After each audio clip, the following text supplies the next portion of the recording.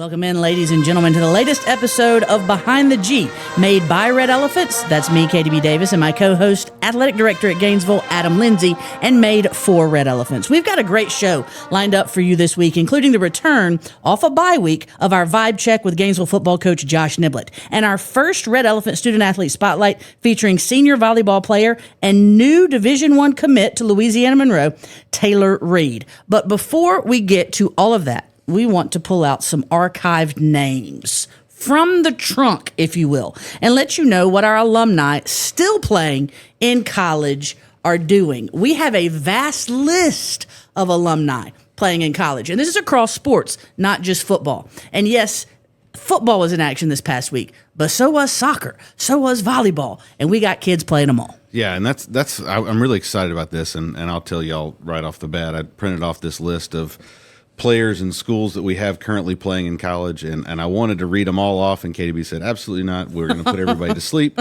But I'm going to give you some highlights, and again, it's just impressive to me when you look at the fact that right now we have 33 football players playing college football. Yeah, that's 33. insane. 30, Mm-hmm. That is a huge number.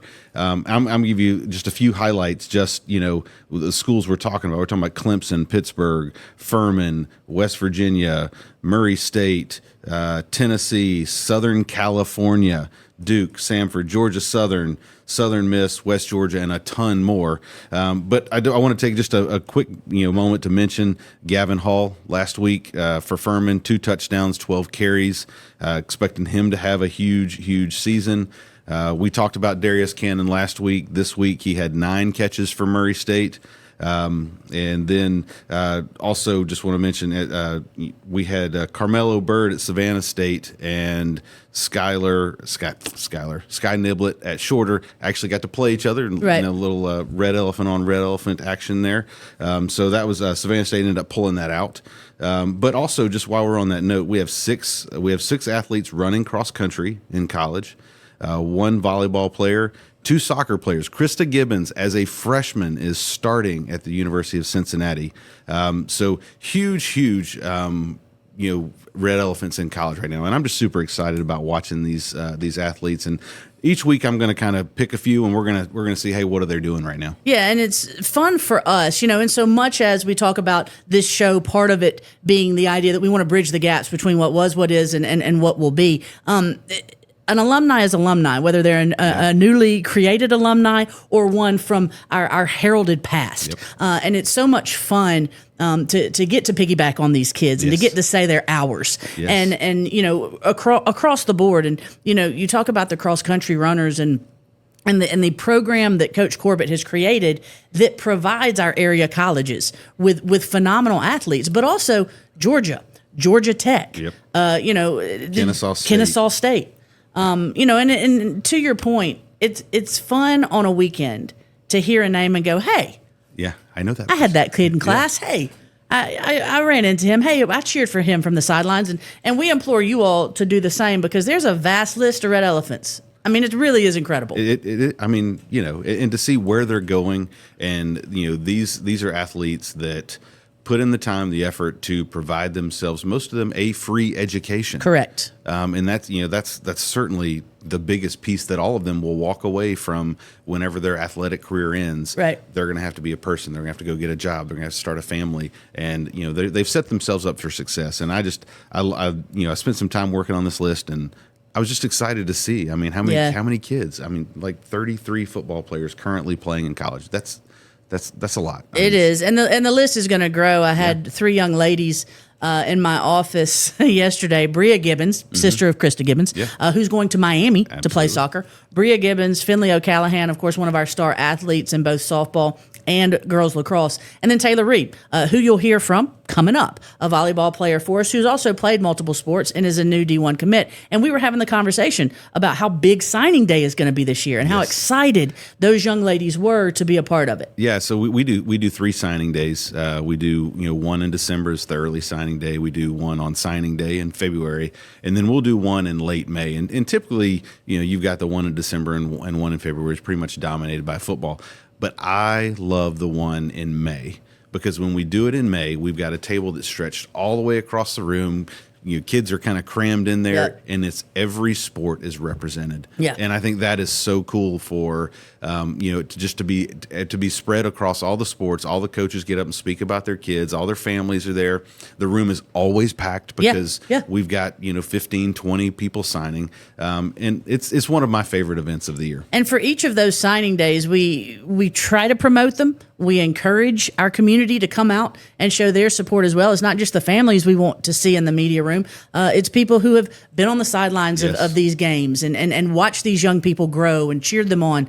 It's a final time to cheer them on, if you will, as a Red Elephant. So we encourage our community as well. Make sure you're following us on social media.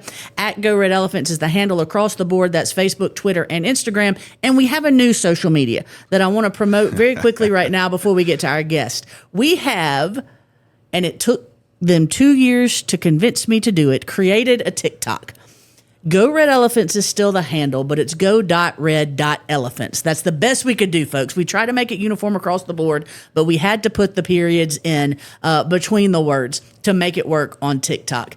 Finley O'Callahan, Taylor Reid are leading the charge on this TikTok, but it is going to be athletic driven. And I can promise you this, it's going to be entertaining. If you haven't checked it out yet, please go do so. They've got a great intro video, and they have a conversation with the man sitting right next to me, and that's Adam Lindsey. It's up right now. We're also posting them as Reels, so if you're not following us on Instagram, make sure that you go ahead and do that, because for the next little while, we're going to post them as Reels, too, to kind of drum up that participation on TikTok. But those two young ladies are going to do a great job for us as our social media interns, they like to call themselves. Yeah, I'm just hoping that they did a great job editing that video before they posted it. You never know what they're going to do. I walked in at one point during the interview.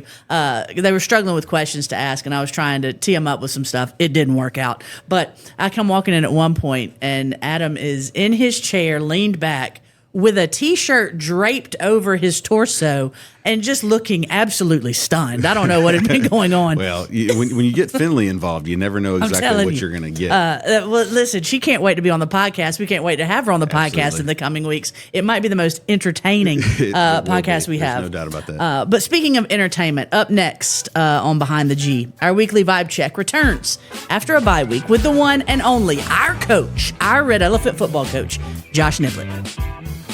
Make sure, if you haven't yet, that you're following us on Twitter, Instagram, and Facebook. At Go Red Elephants is the handle. And bookmark our website, goredelephants.com, where you can find the latest news and photos from Red Elephant Athletics, plus roster and schedule information. Go Red Elephants on social media, goredelephants.com on the web. All the Big Red you can handle right at your fingertips. After a much-needed week off, the Vibe Check is back with the one and only Coach Josh Niblett, leader of our Red Elephant football program. Coach, welcome back into the show. Did you miss us last week? Oh, of course I did. My week was not complete without this, I can tell you that. I didn't say anything, but he sat outside the door the whole time we were doing Did he our really? podcast last week. He had a cup With my ear That's up right, to with the your door. ear up to the door. Cup against the door. Yeah. That's funny. That's awesome. What'd you do on your week off? Well, we came in and kind of gave the kids off on Memorial Labor Day. And I think that was good for everybody. And then we came back in and got a little bit of a lift and a run in on Tuesday. And then Wednesday, Thursday, and Friday, we got some work practice and, got a little early start on Carrollton. And then my son, Sky, played at Savannah State this past weekend. So Karen and I left Friday and went to Savannah and spent a couple of days and left early Sunday morning, came back. And then, of course, we're into a normal game week now. So, but yeah, it was good for everybody to get their tank back full, to get away a little bit. And, I think everybody enjoyed that. But what did you do on Friday night? What did you make use of not having to be at City Park? Well, everybody kept asking me, like, you going to a game? Like, when I was young, I know this might sound terrible, but when I was young, I would try to find a game and go watch it. And then the older I've gotten, the more I've felt like the more I can get away from it, then the better I am because of my anxiety, stress, and, that level of... doesn't the film, is so much better? Yeah, well, it is. And then sometimes you want to get a feel for people and kind of see them on the hoof a little bit and see their energy, because film doesn't show you, body language in between plays, doesn't show you the tempo of the game, doesn't show you the sideline communication and what's going on. So, used to seeing guys out in scout teams, and they would go do that. But yeah, I think, everybody says that, did you go to a game? And I was like, no, I'm not going to a game. And so when Karen and I got to Savannah, it was late afternoon. So we, went and got a bite to eat together, which we very seldom get to do that, during the season. So we went to Riverwalk and got a bite to eat, and then got up Saturday morning. I went for a long run and walk by myself and try to get my thoughts of, where I wanted to be mentally. And then Karen and I had a late lunch and then went and watched Sky play, and it was good. It was really, really good. I enjoyed it, though. Yeah, that sounds like an awesome weekend off. And Sky Niblett, of course, former tight end here at Gainesville High School, played for us for 2 years, came over when Coach Niblett did, having a really, really great year. Was named, player of the game 2 weeks ago. Yep. So, he's having a great year. Glad you got over to see him. And even on a non-off week, Coach takes the time on Sunday to go see his boy play. And it was pretty unique that Carmelo Berg was playing for Savannah State. Yeah, that's awesome. So he ran down on kickoffs, and of course, Sky was like the fullback on kickoff return. So a couple of times they got to block and run into each other. And then I got to see Melo after the game was over with and talk for about 15, 20 minutes. That's we got a so picture, cool. and he's doing good, and I'm proud of him too. But it was good to have two players on the field watch running around. Absolutely. Red Elephant football sitting at 3-0, coming into week 5, but week 4 for us. The first thing I want to know is this is we call this vibe check for a reason. What are the vibes like around the team? Because y'all been playing pretty well. Yeah, I think everybody's a little antsy. I do. I think people have to realize in our program right now of we're wanting to take the next step. In 2022, we go all the way to the finals, we get beat. The next year coming back, our expectation was go win it all. Yeah. And we fell a little bit short due to some circumstances and conditions. And then, we just didn't, we didn't play. We were not who we needed to be last year. And I think there's a little bit of anxiety and stress with our guys of, wanting to take this thing to another level. Yeah, and that's okay because that's normal. That means it means something to them. So I think the vibe is, like I told our guys, look, we're hunting this week. We're not the hunted, we're hunting. Mm-hmm. And the thing about it is, I also told our guys this week that, look, they think they know who we are, but we know who we are. And I think that's the difference. And so our guys have a vibe of, hey, this is a big game. And so if we want to be a big-time program and get the respect that we deserve, then you got to go out and earn it and take ownership in it. And that's where our kids are right now mentally.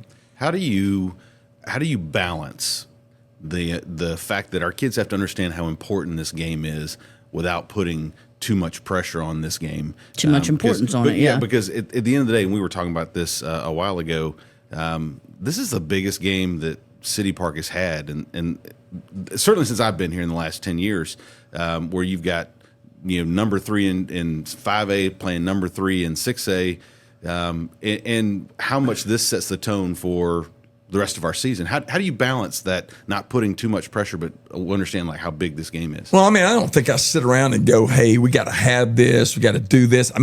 I don't shy away from that. It's a big game. Yeah. I don't, because I think there's going to be some more big games during the year. And if you don't talk about them, then the kids don't know how to handle them, right? But what I talk about is it's the process and the progress that we have to make within the preparation and within a big game, right? So it's our best players got to play their best in big games, right? That's just a given, okay?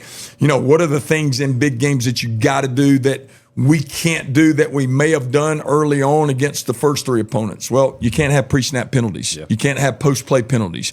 You can't give up special team touchdowns, right? And you got to take care of the ball on offense. You got to score in the red zone. Defensively, you got to be really good on first down to earn the right rush the passer on third down. So those things that help in games are probably even more under a microscope in a big game. And I think our kids have to understand the sense of urgency, because if you don't talk about it, that it is different. It is different. And if I don't let them know that, then when Friday rolls around and right before the game starts, they go, well, this thing's huge, and then all of a sudden they're overwhelmed. Yeah. I'd rather you be overwhelmed on a Monday and Tuesday than be overwhelmed on Friday. And so we just talked through the process of, hey, what's breathing look like in a big game? What does my emotions need to be like right before the game in a big game? Hey, when adversity hits, because when you play in big games against really good opponents, you're going to face some adversity. How are we going to handle that? And the team that handles it the best and the team that talks about it the most will be the team that'll end up winning the ball game for sure. How much does it help? Does it help at all that your first year, these seniors this year who were freshmen, but still a number of them played a lot, contributed as freshmen.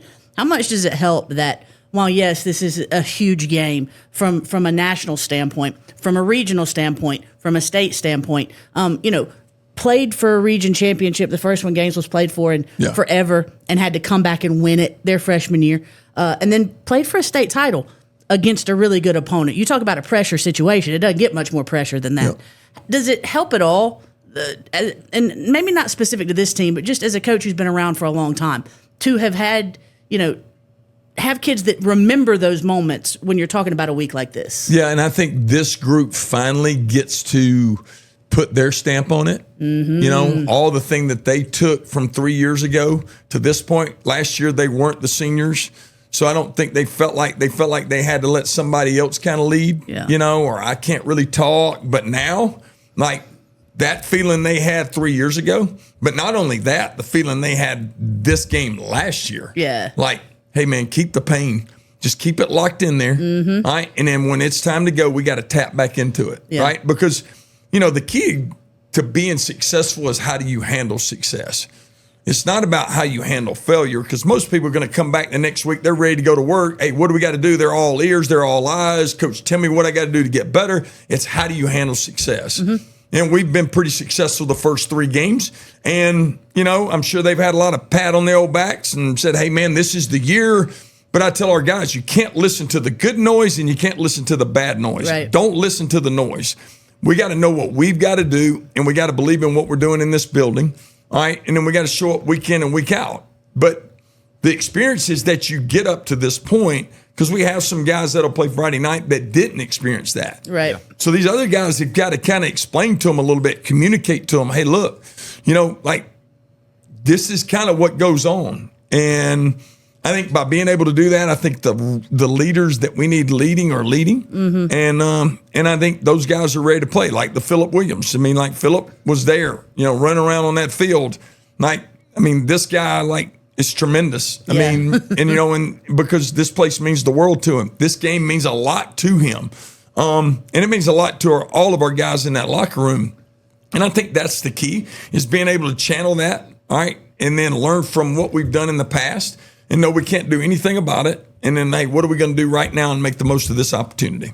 So when you start turning your eyes towards Carrollton, yep. what are you focusing in on? What are you seeing from them that we should expect on Friday night? Well, I think offensively, of course, they got the 2 receivers back. I mean, they've got a really smaller speed guy and the inside receiver, and then number 4, out on the perimeter's recruited, got every offer from everybody. I mean, when they got to have something on a 3rd down or they want to make a big play or take a shot, I mean, he's the guy they're going to. They're right now using a 2 quarterback rotation. They've got a freshman kid and they've got a kid that moved in, an older kid, and they're playing both of them.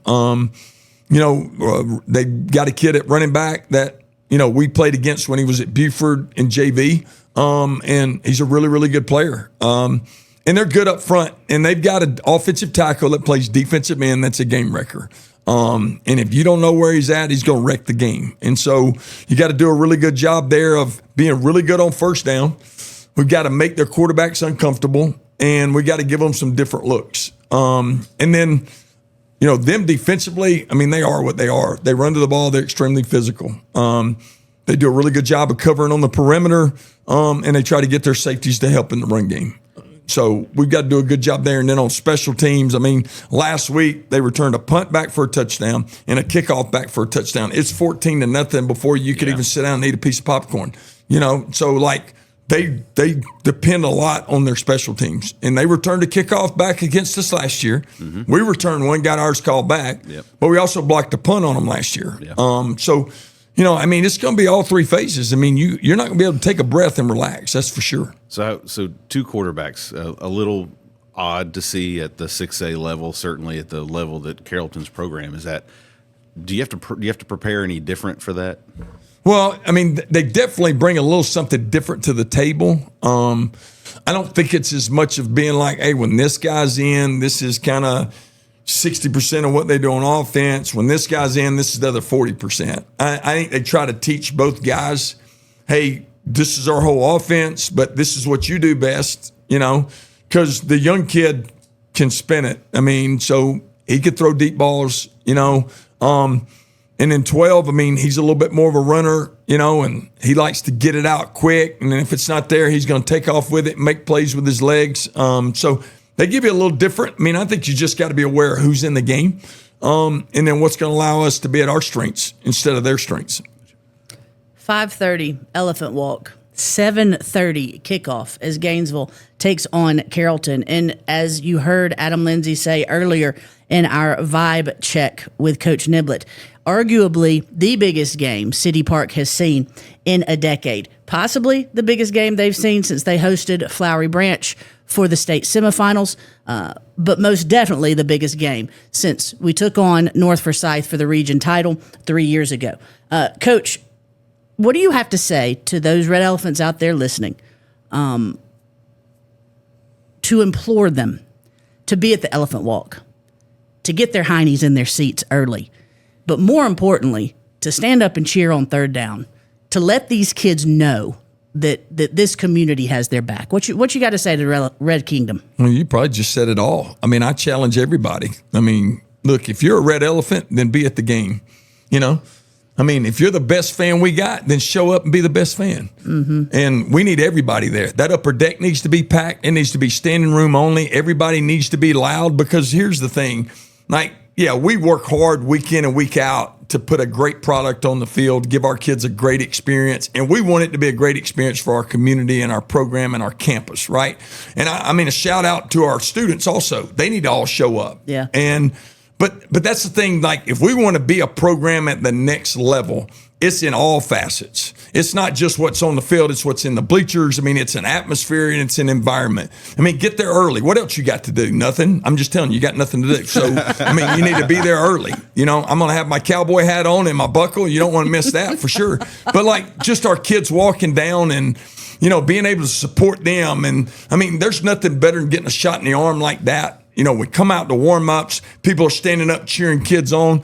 Let's not wait till the end of the year where we think it counts. This counts. Yeah. Because, look, we're not promised anything in the future. We got this one moment. We need to make the most of it, all right? And it's also Military Appreciation Night, which I want to say a special thank you to our troops, those who have served in the forces, and those who have lost their lives serving our country, and to their families. Thank you.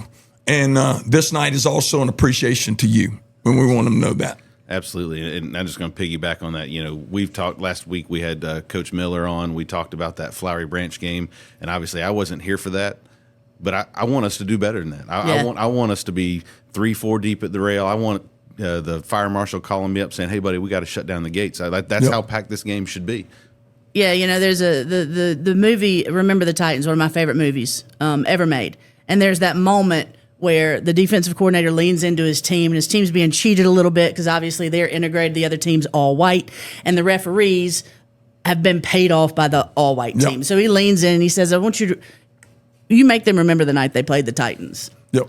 I want Carrollton to go back to Carrollton with a distinct memory of the night they had to come to City Park. Absolutely. And not just play the Red Elephants, but be around the Gainesville community.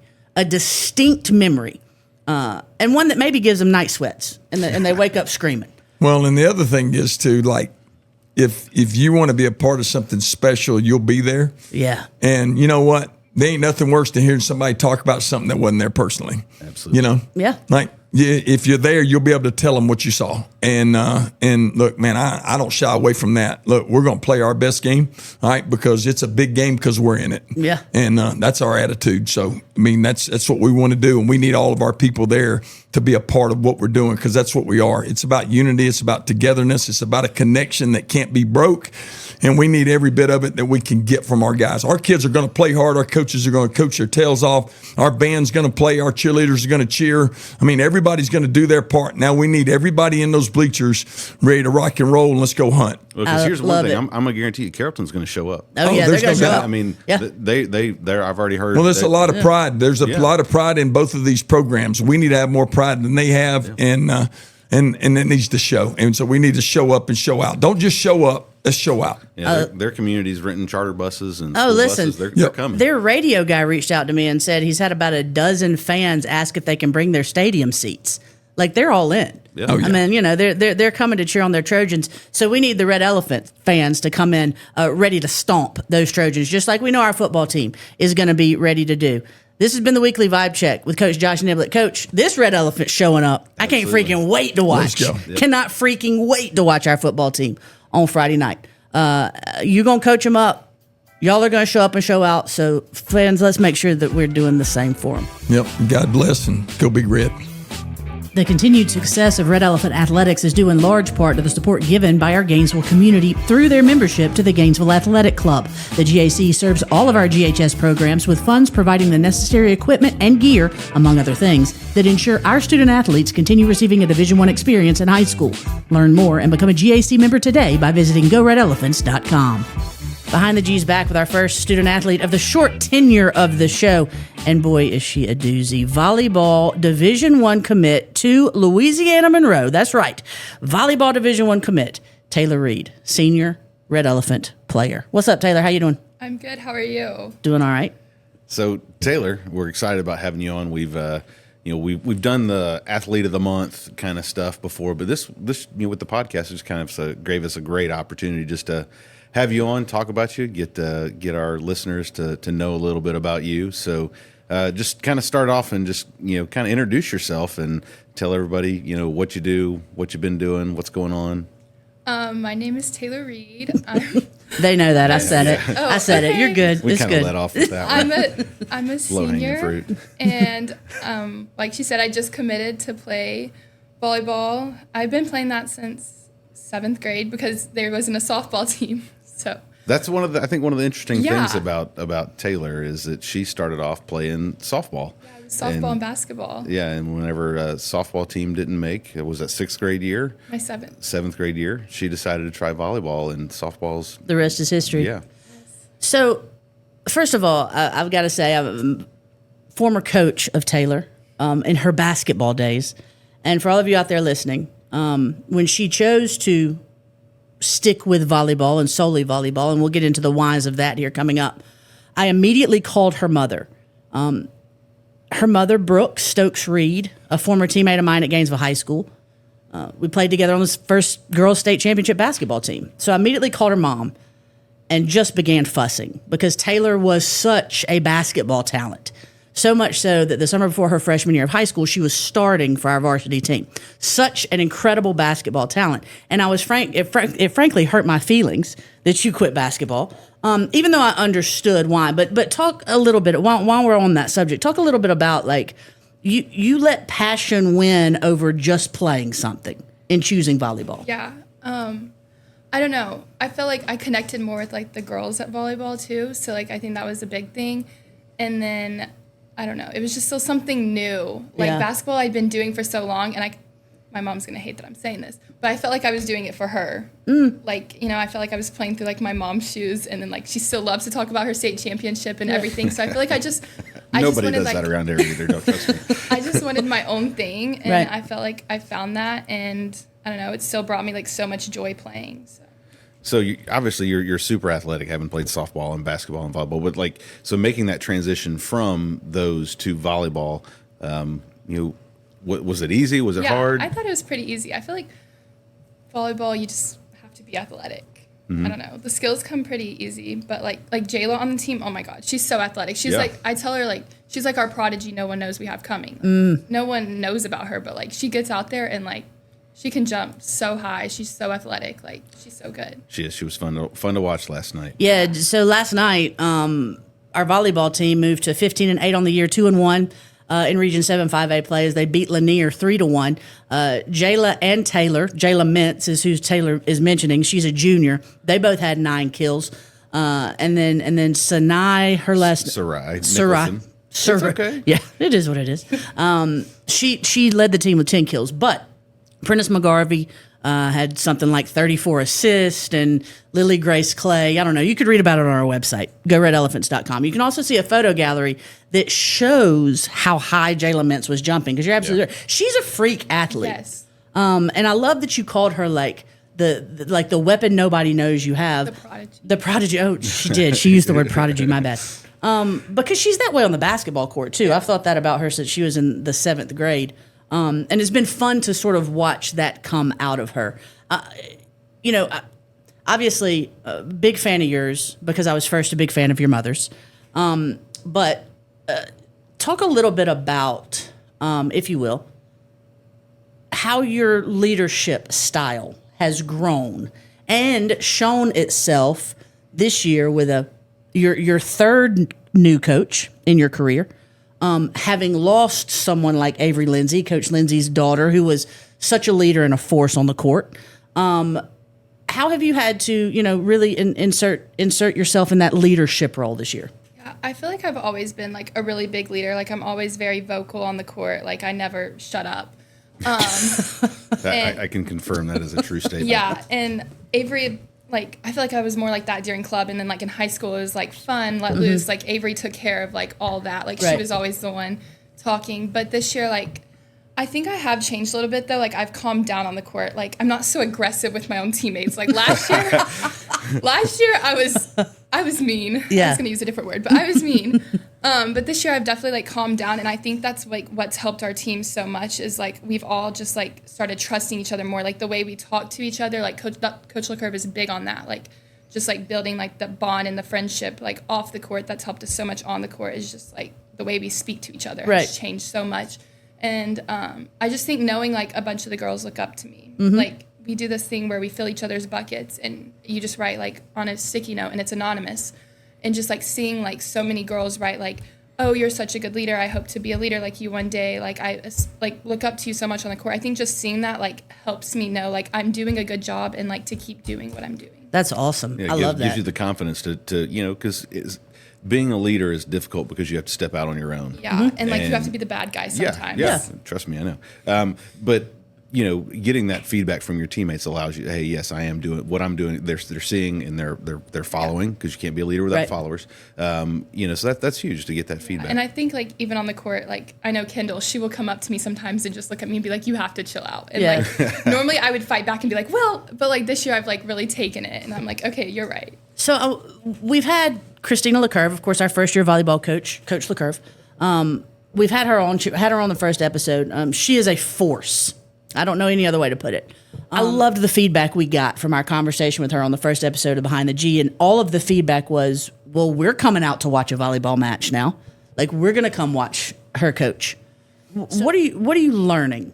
I feel like we all know we're like a good team. Like we have the talent, we have like everything we need. We've had it in the past, but I think just like having like a coach who can put it all together and like focus on like the things that like aren't just the talent, like the mindset you were talking about. Like we've been really big on that in the off season with our journaling and like we do meditation before games. Like the coaching style she brings, like she wants it. Like we want to go out there and win for her. Like in the past, I feel like winning's been like an option. It's like, oh, let's just go. If we play good, we play good. But like there's like an expectation this year.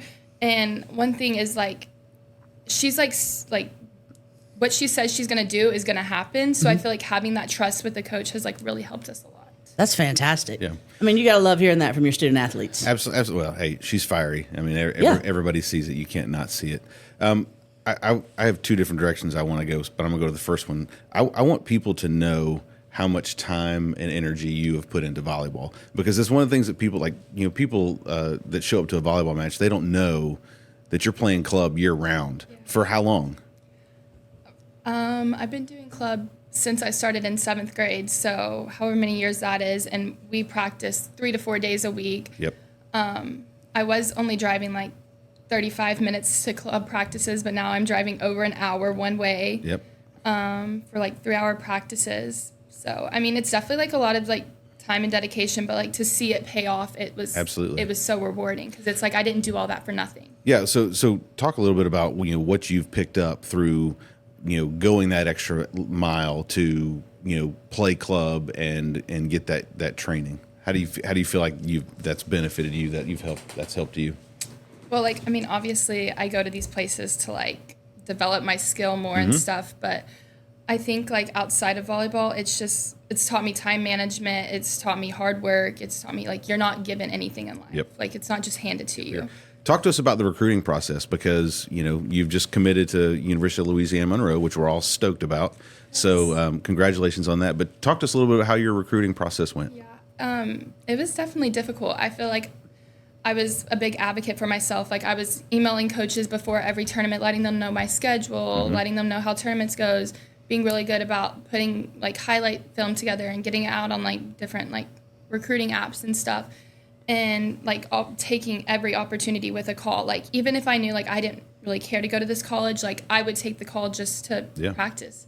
But yeah, I would say I didn't really have like much college interest going into like this school year. Like I went and visited a few colleges this summer, but like nothing like really felt right. And I was like at a college, at a camp, and I like checked my email, and the coach Gann is who I'm going to play for. He had emailed me, and I was like, maybe I'll respond. But I was kind of getting to the point I was like over it. I was like, do I really like want to do this? Like, is it worth it anymore? And so I emailed him back, and I don't know why I won't forget it, but it was in kids camp, and I had to like leave kids camp, and I went and sat in the media room for my call. And I was there for an hour and a half on this phone call. Wow. And I told Coach Leclerc, I was like, it'll be like 15 minutes, nothing much. And like somebody came and like popped their head in there, and I was like come on, like I gotta stay on this. And I just like knew, like hearing everything he said, I kind of like I compare him to Coach Leclerc so much because like their mindsets are just so alike, because it's going to be his first season there too, with the program that has not been very good in the past. So yeah, but this year they're gonna turn it around. And then I went on my visit, and I just like knew like that's where I should be. So it was definitely like a long process, but I think it was really rewarding at the end. And I think it's one of the things about for the typical high school fan, they hear about like football recruiting, and college coaches are out here all the time. And what everybody understand, that is the reality for football only. Occasionally we'll get some basketball coaches come around, and we're heavily recruited by everybody. But, the vast majority of recruiting happens through the club, the travel, the AAU, like whatever it is. So, and even those coaches, are kind of minorly involved in it. It really falls on you as the athlete, your family, to do. Like I was interesting to hear exactly what you did, because you did exactly what you needed to do. You reached out to the coaches, you let them know. They show up to these big tournaments down in the Congress Center. There's 240 courts. Depending on where you're at, you can see any coach in the country is there, because they can go to one place and see everybody. So it's really cool. Congratulations again. You did a great job of promoting yourself, and we're excited to see what's going to happen with you. I want to wrap up with this, Taylor. Your mom, big red elephant. Your brother, big red elephant. What has it meant to you to continue that legacy? It's been an honor to like continue the legacy in the female athletics, especially like following something my mom's done has been really cool, and just like seeing like it all develop, and just from like seeing where Gainesville athletics was at when my brother was here, or like started coming here, like it's changed so much. So. That's fantastic. Taylor, we're super proud of you. Yes. And listen, you ain't done here. You still got a lot of volleyball season left. We got some playoffs to make, don't we? We do. Because I'm pretty sure Coach LeCurve might throw one of you through the window if we don't make. I'm just kidding. She's not going to do that. But we're so proud of you. And really, thanks for being a red elephant, kid. We love you so much. Go Big Red. Adam, I really feel like, and maybe it's just Taylor. I don't know. She's a smart young lady. We didn't even really get into her academics. True. Very true. She's her mama was whipping her into shape as an athlete. She's whipping her into shape as a brainiac too. But I feel like young people across the board are so much more media adept. They have to be, unfortunately. Yeah, but like just her ability to, I don't know. I know at her age I would not have sounded that smart. Well, and honestly, we don't know what we're going to get whenever one of them sits down. That's true. And fortunately, we know Taylor, and we have a good relationship with Taylor, so we know she's hopefully going to come in and be comfortable. But she did a great job. She did a great job, and was wildly uncomfortable to start. Let's be really honest. Yeah. In so much as we made fun of her volleyball coach, the first episode of Behind the G for being nervous, Taylor was shaking in her boots, despite the fact that she's had plenty of conversations with both of us. Absolutely, and she was nervous, but she settled down, and we say, hey, we want this to be as much just conversation as possible, and she did a great job. I want to say this before we wrap up the show. I want to say this to those red elephants out there listening, and those who are not red elephants yet, who hope one day to be out there listening. we have a great football program, and everybody enjoys going out to City Park on a Friday night and watching the Red Elephants roam up and down Bobby Groen Field. But we've got great athletes in every sport. True. And if you have not seen a Taylor Reid perform yet, if you have not seen a Finley O'Callahan perform yet, if you have not, and cross country and track and field, a bit of a different beast. But if you have not, seen the comeuppance of an Ethan Fountain for cross country, if over the course of the next 4 years you don't watch an Isabella Lee, you're missing out. You're really missing out. Yes, it is fun to go on a Friday night and watch football. Yeah, but we have got some special athletes in the building. We do. That don't put on a helmet. Yeah. That don't put on shoulder pads. And you're missing out if you don't give them a gander too. And we were fortunate to be joined by one too. Taylor Reid's a special talent that we're really going to miss. Once again, thanks so much for joining us, Big Red. We're going to be back next week bringing you more great conversation with our past, our present, and if we can figure out how to transport ourselves, I guess our future.